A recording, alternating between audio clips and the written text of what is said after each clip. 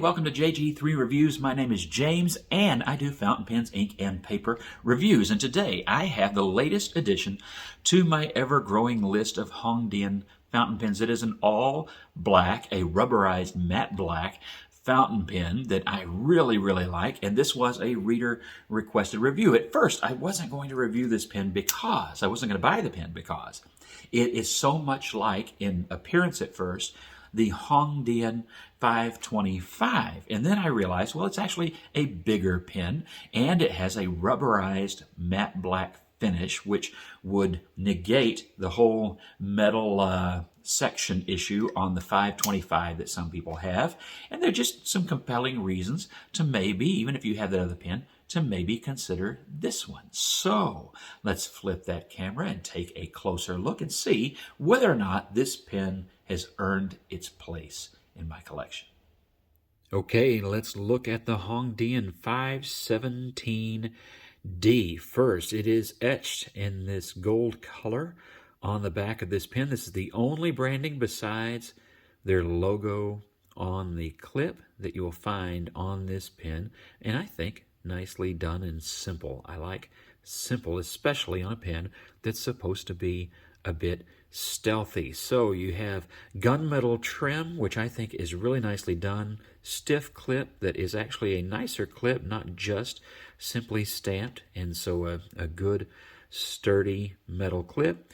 You have the gunmetal chromed trim at the top of the cap with the finial there, and at the bottom of the barrel, looking very much like this 525. And as I mentioned at first, I thought this was just a black version of this pen, and so I really wasn't that interested. They use the same clip, just in different colored trim. They use the same basic finials at the top, and of course you think at the bottom, but this is narrower in diameter, so they've gone to the trouble of making special trim pieces for the two different models. At first I thought that was just shared parts bin stuff, and then the diameter, when you put them side by side, is actually a good bit different. And that's a plus, because the larger pen to me does appeal. Another thing that appeals is also that if you aren't into metal sections, as the 525 has, and I think has a good one, it is brushed, so it's not so slippery. It's a little bit thin, though, just a little bit thin. So if this is too slippery or too thin for you, you might find this to be a better pen, a better option. It has that same matte black rubberized finish on the grip section, and that grip section is just a bit larger in diameter, as you'll see in the specifications. And it works.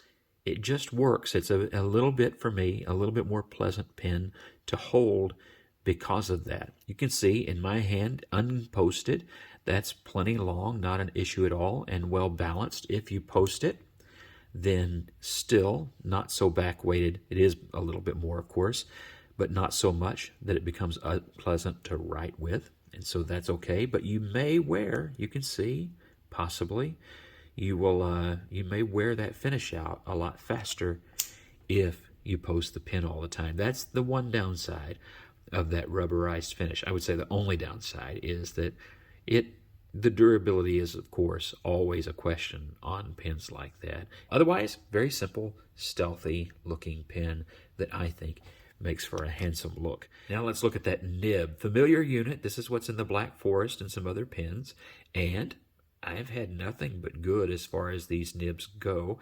The Black Forest, very smooth, and the couple that I have, and this one is the same, offering the same performance.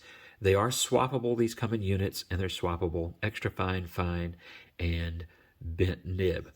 When you open this pen up, you will find those metal threads. This is a metal pen, after all, just with a matte rubberized finish, and you will find a converter, always included in their pens, and of course, I love that. So you can see there some more of that gunmetal finish on the threads, but a nice pen. And it does have a plastic liner, being a metal pen, to help with dry out. It's not been a big issue with this pen.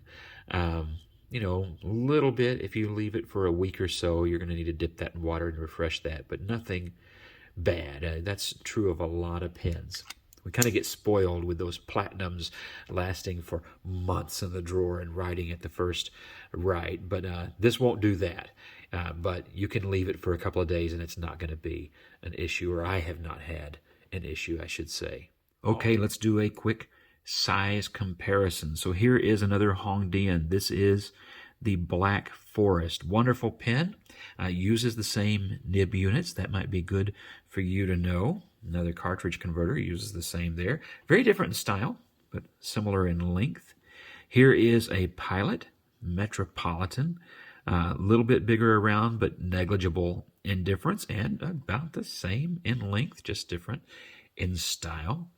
You have the Schaefer Icon, and just like some other people, I have, like Doug Rathman, I have swapped this nib out and put in a Bobby Waverly style nib, and that just makes this pen even better. There's a reason people are doing that. It makes it an even more enjoyable pen. Love that. If you haven't seen the reviews, all these pens I'm showing today have been reviewed on the channel. And then, of course, the ever-present Lamy Safari, which is actually, if I put this up here closer, quite similar in length and just about nothing else. Similar in diameter and length, and no other things the same, but that gives you some idea of the size of the pen.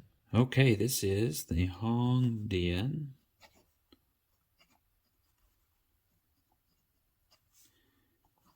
517D. This is a fine nib.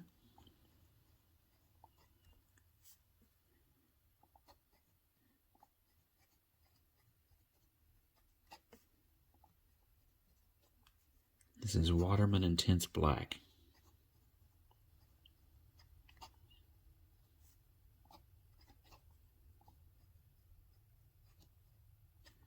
I will be doing a review of this ink soon as well. As you can hear, it writes smoothly. Whew, I don't though.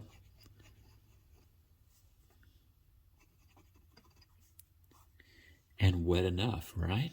Not bad at all.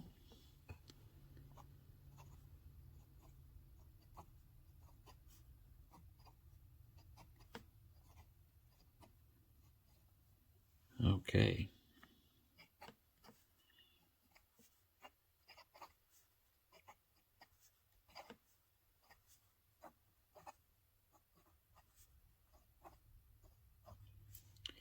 That gives you a good idea of kind of how the pen writes. I think the pen writes well. It's smooth. It's well balanced in the hand when it is unposted and posted. Still comfortable. I just don't write with it posted because of the possible wear on that finish. And so that's just something to kind of keep in mind. Maybe I'm just being a little bit too cautious or careful, but I really would like that not to wear off too quickly. All right, let's talk some pros and cons. The first pro to me is the looks of this pen. I think this is really a great looking pen. I think they've done a great job on the gunmetal trim. I just think that's really well done. There's not a lot of it, and so it's not flashy or anything like that, but especially you can see it here on the clip. I just think that looks really good. It's a conservatively styled pen, which I think suits an all-black pen really well. Another pro to me would be the nib. Now, I'm only speaking here to the fine because I have not tested this pen with its other nibs. I've never actually bought, almost did with this pen just out of curiosity, but didn't do it, the extra fine. But I hear good things about the Hongdian extra fine nib. It's just not something that I prefer to write with, so I haven't done it. But that option is available, and you can also buy sets of replacement nibs where you get all three, the extra fine, and the bent nib in one set, and they are just screw-in nib units, so you can do that. I would call that a positive as well. So I'm going to that was just me, I think. I talked too long.